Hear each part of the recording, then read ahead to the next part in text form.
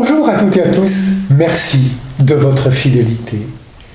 Il y a de la gravité et de l'épaisseur dans les paroles de Jésus dans ce passage de l'Évangile. Jésus nous parle de son angoisse. Je dois recevoir un baptême et quelle angoisse est la mienne jusqu'à ce qu'il soit accompli. Quelle est la source de cette angoisse qui habite le cœur de Jésus ? Ne serait-ce pas celle de sa passion, de sa condamnation, de sa croix, celle de sa souffrance pour nous, de sa mort et de sa résurrection? Ne serait-ce pas cette coupe qu'au jardin des Oliviers, Jésus voudra dans un premier temps éloigner de lui? En l'écoutant, on comprend que l'enjeu est important, important pour lui, important pour nous. Car c'est nous qui sommes concernés par ce baptême de la mort et de la résurrection de Jésus.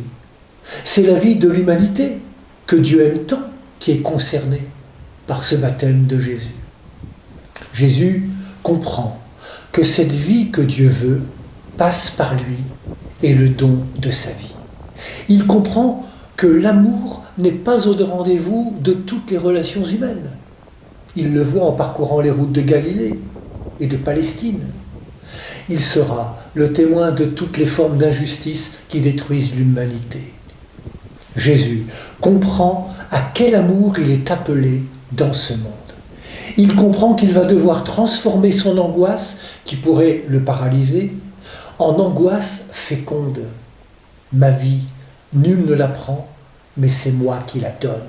En fait, depuis la crèche de Bethléem, sa vie est donnée aux hommes et aux femmes dont nous sommes. Mais il lui faudra choisir, jour après jour, ce chemin du don. Il lui faudra, pour cela, rester fidèle à son Père. Il sait que dans l'épreuve, dans l'angoisse, il n'est pas seul, et que c'est avec le Père qu'il accomplira sa destinée. Un don, un baptême qui ouvrira les portes à l'esprit de Pentecôte, un feu d'amour qui vaincra en nous le mal pour libérer la vie que Dieu nous a donnée. Un feu qui brûlera toutes les croix qui traversent malheureusement aujourd'hui encore tant d'hommes et de femmes.